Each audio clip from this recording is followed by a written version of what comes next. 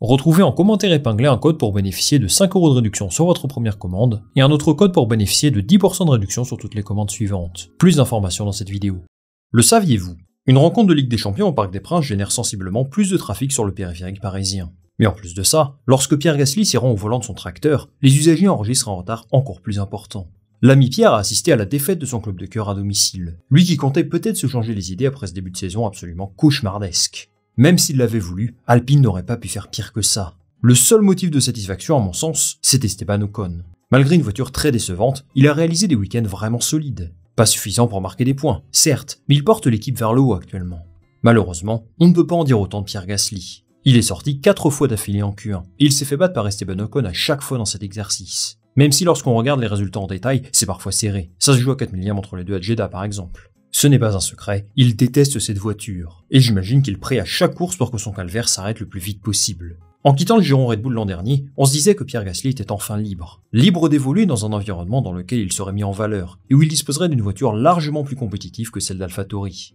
En voyant les résultats obtenus par Tsunoda sur les 2 derniers Grands Prix, je n'imagine même pas ce qu'il a dû ressentir. Aujourd'hui, Gasly doit se demander dans quelle galère il a bien pu signer, et quand est-ce que tout ça va s'arrêter.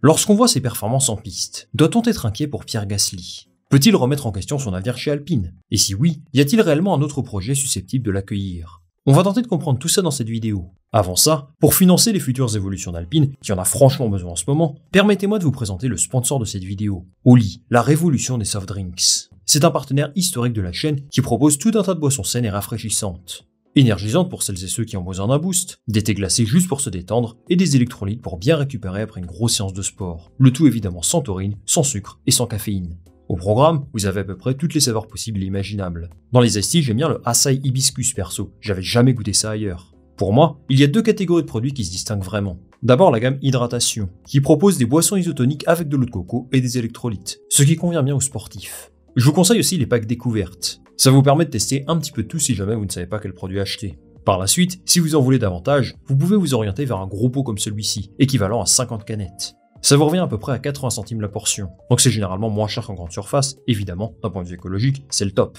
Alors je vous attends en masse sur le site d'Oli. Utilisez le lien en commentaire épinglé pour réaliser votre commande. Et n'oubliez pas d'ajouter le code promo PADDOC5 pour profiter de 5 € de réduction sur votre première commande. Et si vous en voulez encore, le code PADDOC vous offre 10% de réduction sur toutes vos commandes suivantes, à l'infini. En utilisant ces codes, vous soutenez directement la chaîne financièrement, et je vous en remercie sincèrement. Merci à Oli de m'avoir accompagné aujourd'hui, et on est parti pour le reste de la vidéo. Revenons un instant en 2022, précisément au Grand Prix du Japon de cette année-là. C'est à Suzuka que la signature de Pierre Gasly s'est finalisée. À l'époque, le bon vieux Fabrizio Romano faisait même un tweet pour annoncer sa signature, signe que c'était quand même un transfert attendu par une grande partie de la communauté F1. Le move de Gasly semblait être le bon. Il signait avec la 4ème force du plateau, une écurie qui ne cessait de progresser et qui affichait une ambition forte. On se souvient tous de l'objectif 100 courses pour se mêler à la lutte pour le titre. Cette saison, Alpine en sera à 80-85% du chemin à peu près. Et je dois dire que depuis leur création, ils n'ont jamais été aussi mauvais. Et la première chose à pointer du doigt, c'est sans doute leur instabilité managériale. Sur cette photo, les seules personnes qui sont encore en place sont les pilotes, et malheureusement ça veut tout dire. Le projet a été repris par Bruno Famin depuis quelques mois, qui fait tout ce qu'il peut pour limiter la casse. Mais les problèmes sont profonds, et extrêmement difficiles à résoudre. Ils sont actuellement en pleine restructuration, puisqu'ils mettent en place un modèle similaire à celui de McLaren, avec l'espoir d'obtenir les mêmes résultats, même si le chemin sera extrêmement long. Je vous ai sorti une vidéo au sujet de leurs difficultés il y a un mois à peu près, et rien n'a vraiment changé depuis. On sait ce qui ne va pas sur cette voiture. Elle est en surpoids, elle manque d'appui aérodynamique et elle souffre de problèmes de traction. Les mises à jour apportées pendant l'hiver n'ont pas produit les améliorations espérées, c'est tout le contraire. Alpine doit impérativement trouver des solutions pour alléger la monoplace et pour améliorer ses caractéristiques aérodynamiques. À ce rythme-là, ils risquent bien de terminer cette saison à la dernière place, une position qu'ils occupent déjà et qui malheureusement pour eux reflète leur réalité.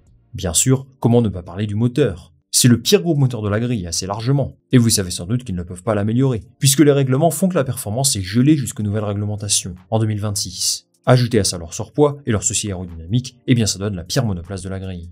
Forcément, sur d'autres circuits, ce déficit de puissance devrait être atténué. Je pense que ça ira un petit peu mieux à partir des manches européennes, mais ça va les handicaper jusqu'à la fin de la saison prochaine. Pierre Gasly a donc à sa disposition une voiture extrêmement décevante, et dont il aimerait bien se débarrasser le plus rapidement possible à mon avis. Mais à l'heure actuelle, il me semble encore plus en difficulté que son coéquipier. Et si ce n'est que le début de saison et qu'il ne faut pas s'alarmer, il est vrai qu'il accuse déjà un petit retard sur lui. Pour expliquer ça, on peut mettre en avant l'expérience d'Esteban Ocon. Mine de rien, ça fait depuis 2020 qu'il est là. Donc ça joue forcément en sa faveur lorsqu'il s'agit de faire face à ce genre de difficultés. Je crois que Pierre Gasly n'avait jamais conduit une voiture aussi mauvaise, même ses Toro Rosso à l'époque valaient mieux que ça. On peut également mentionner qu'il n'a pas franchement été chanceux jusqu'à présent. À Suzuka, son contact avec Ocon détruit une partie de son plancher, ce qui lui fait perdre énormément d'équilibre. Et à partir de là, il savait que sa course était terminée. À Jeddah, il a des problèmes sur sa boîte de vitesse dès le tour de formation, ce qui l'oblige à abandonner. Mais bon, globalement, est-ce qu'on peut vraiment lui en vouloir d'être dans les derniers de la grille avec cette voiture-là? C'est logique, et malheureusement, ça devrait prendre du temps avant de retrouver de la performance. Je vous propose d'écouter Pierre Gasly lui-même au sujet de ses attentes pour le reste de la saison. Vous allez voir que l'optimisme n'est pas vraiment au rendez-vous. Regardez, c'est ce qu'il a déclaré à Motorsport France. Je ne peux pas vous dire à quel moment nous serons en mesure de nous battre là où nous devons le faire. Mais nous savons exactement, par rapport à l'année dernière, ce qui est pire et ce qui est pareil. Nous ne nous projetons pas sur 2 ou 3 semaines, mais plutôt sur 4 ou 6 mois. Et je crois que nous essayons de mettre au point un package qui soit plus solide pour la fin de l'année. Un plan a été mis en place pour essayer de s'améliorer, mais il faut être réaliste. C'est la Formule 1, ça prend du temps, et personne n'aime être patient. Mais il faut l'être. Et j'ai confiance en l'équipe pour trouver des solutions et les améliorations dont on va avoir besoin. Si vous êtes fan d'Esteban Ocon ou de Pierre Gasly, ce discours ne doit certainement pas vous satisfaire, mais il est criant de vérité. Il va falloir se faire à l'idée qu'Alpine ne quittera pas le fond de grille avant la fin de l'année. Et encore, ça c'est le scénario optimiste, parce que ça dépendra évidemment de la bonne performance ou non de leur propre évolution, mais également de celle de leurs concurrents. Alpine traverse donc une situation délicate, peut-être même la plus délicate qu'ait connue le groupe Renault depuis son retour en Formule 1, en 2016. En public, le discours des pilotes et de Bruno Famin est profondément fataliste, mais il semble afficher une certaine cohésion d'équipe qui est absolument cruciale aujourd'hui pour que le projet se relève. Des moments difficiles dans la vie d'une écurie, ça arrive. Ça s'est passé chez McLaren l'an dernier, et à un autre degré, ça se produit aussi chez Mercedes en ce moment. Dans ces cas-là, la seule chose à faire c'est de regarder de l'avant, et d'espérer un miracle pour que cette monoplace devienne un petit peu plus compétitive en deuxième partie de saison. La question que je me pose désormais, c'est où se situe Pierre Gasly là-dedans?